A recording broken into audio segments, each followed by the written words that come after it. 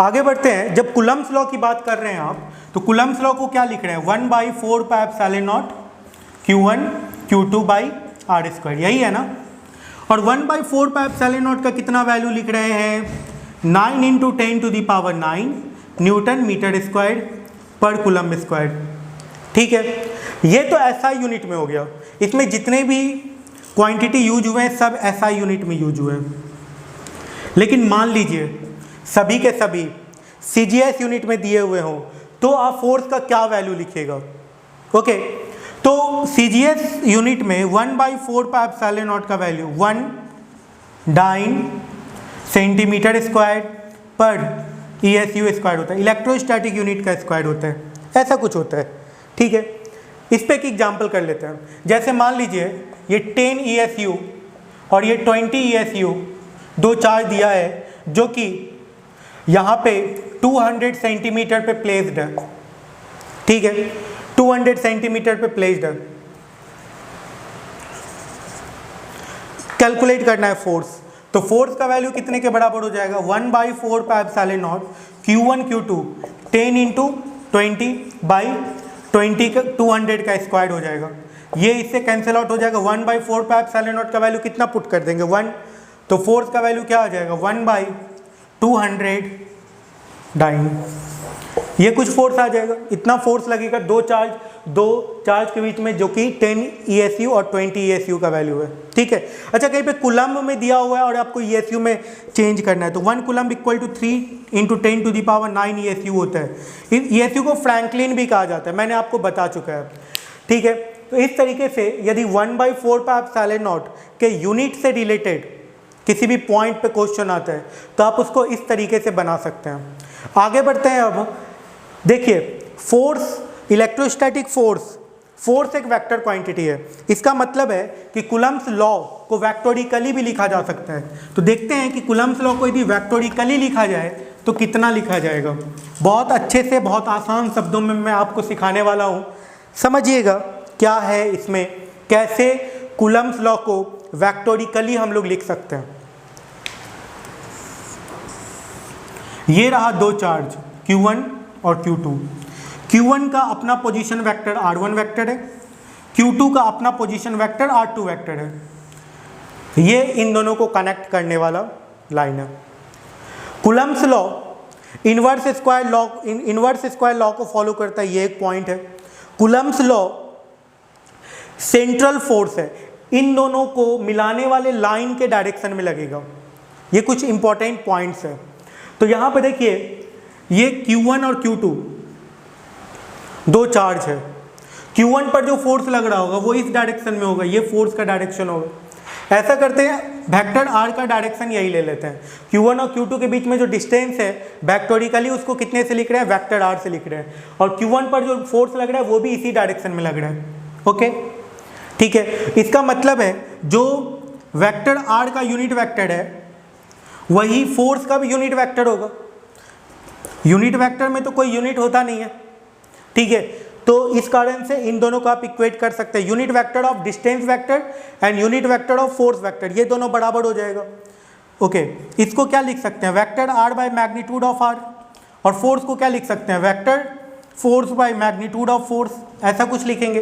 तो फोर्स का वैल्यू आ जाएगा ना यहाँ से, तो फोर्स का वैल्यू कितने के बराबर आ जाएगा, magnitude of force vector R by magnitude of R, ऐसा कुछ आएगा।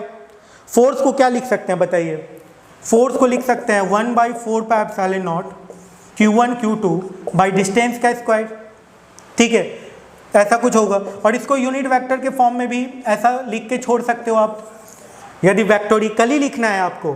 तो अब आप इसको कैसे लिखोगे, 1/4 पाई एप्सिलॉन नॉट, ठीक है, Q1 Q2 by R square vector R by magnitude of R। Magnitude of R को यहाँ पे स्मॉल r ही हम लोग यूज करते आ रहे, तो वही लिखते हैं। तो फोर्स को क्या लिख सकते हैं, 1/4 pi epsilon naught Q1 Q2 by R³ into vector R, ऐसा लिख सकते हैं ना। और वेक्टर R ये भी एक पॉइंट है, इसको यहाँ पे ट्रायंगल लॉ लगाइए। ट्रायंगल लॉ क्या कहता है, वेक्टर यहाँ पे क्या है R2 प्लस R1, ये R2 इधर है R1 इधर है, तो R2 plus R1, R2 vector plus R vector, ये सेम डायरेक्शन में, माइनस R1 वेक्टर जहाँ थे वहीं पे पहुँच गए हैं, दैट इज इक्वल टू 0। तो वेक्टर आर क्या आ जाएगा, R1 minus R2, R1 vector minus R2 vector, ऐसा कुछ वेक्टर आर को लिखा जा सकता है। तो इसको इसी फॉर्म में लिख सकते हैं हम लोग। तो फोर्स का जो एक नया फॉर्मूला आ रहा है वेक्टोरिकली लिखने का तरीका, वो क्या आ रहा है, देखिए फोर्स का आ रहा है 1/4πε0 Q1 Q2 by r cube into vector R1 minus vector R2 का वेक्टर R2, ऐसा कुछ होगा। अच्छा, यहाँ पे मैग्नीट्यूड ऑफ R है ना, इसको भी लिखा जा सकता है। इसको भी आप कैसे लिख सकते हैं, magnitude of R1 minus R2 का whole cube, R1 minus R1 vector minus R2 का मैग्नीट्यूड का होल क्यूब, ऐसा कुछ फोर्स को लिखा जा सकता है। ठीक है, इस पे कुछ एग्जाम्पल हम लोग कर लेते हैं, देखिए कैसे बनाया जाए, इस पे यदि क्वेश्चन पूछा जाएगा तो।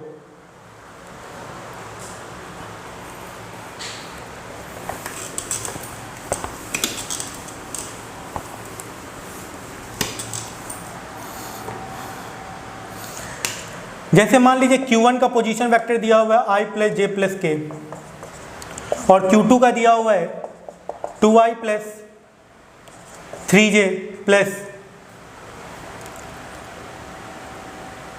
के, ऐसा कुछ दिया हुआ है। ओके, और कैलकुलेट करना है इन दोनों के बीच लगने वाले फोर्स को वेक्टोरिकली। ठीक है, Q1 का वैल्यू भी हम लोग लिख सकते हैं। ठीक है, जैसे Q1 इक्वल टू लिख देते हैं 1 कूलम और Q2 इक्वल टू लिख देते हैं 2 कूलम, ऐसा कुछ लिख देते हैं। अब फोर्स कैलकुलेट कर लेते हैं। तो फोर्स का वैल्यू क्या होता है, 1/4πε0 का वैल्यू 9 × 10⁹। थोड़ा फास्ट बनिए, जल्दी जल्दी कैलकुलेशन कीजिए। ये हो गया 1/4πε0 Q1 Q2, तो Q1 Q2 इन दोनों का मल्टीप्लिकेशन कितना आ गया, 2 × 1 बाई डिस्टेंस। तो यहाँ पे क्या होगा, किस पे लगने वाले फोर्स, यदि Q1 पे लगने वाले फोर्स को आप कैलकुलेट करना चाहते हैं तो क्या होगा, R1 माइनस R2। तो यहाँ पे लिख दीजिए R1 I plus j plus k minus 2I minus 3j minus k. Okay, और यहाँ पे क्या आ जाएगा, फिर से वही चीज़, ये तो इसका क्यूब हो गया ना, इसके मैग्नीट्यूड का क्यूब, R1 माइनस R2 के मैग्नीट्यूड का क्यूब। फिर क्या लिखना है, R1 माइनस R2, तो I plus j plus k minus 2I minus 3j minus के, ऐसा कुछ हो जाएगा। तो अब यहाँ से फोर्स का वैल्यू आसानी से कैलकुलेट हो जाएगा, 9 × 10⁹ इंटू 2 बाई मैग्नीट्यूड किसका आ गया, देखिए I में से 2I जाएगा तो माइनस I बचेगा, J में से 3j जाएगा तो माइनस 2j बचेगा, और K तो K कैंसिल आउट हो ही जाएगा, इसका क्यूब आ गया। और यहाँ पे क्या आ गया, माइनस I माइनस 2j, ऐसा कुछ आ जाएगा ना। इसका आप मैग्नीट्यूड आसानी से कैलकुलेट कर सकते हैं। I प्लस 2j का मैग्नीट्यूड कितना आएगा, √5, तो √5 का ये क्यूब आ जाएगा, है ना, ये √5 का क्यूब आ जाएगा। तो 9/5√5 इंटू 10⁹ इंटू 2, तो इसको 18 लिख देते हैं, 18 × 10⁹ into minus I minus 2j। तो इस तरीके से आप कूलम्ब्स लॉ से जब वेक्टोरिकली दिया हुआ है तब आप फोर्स कैलकुलेट कर सकते हैं। वेक्टोरिकली देखिए, कूलम्ब्स लॉ से आप फोर्स कैलकुलेट करते हैं, और फोर्स एक वेक्टर क्वांटिटी है।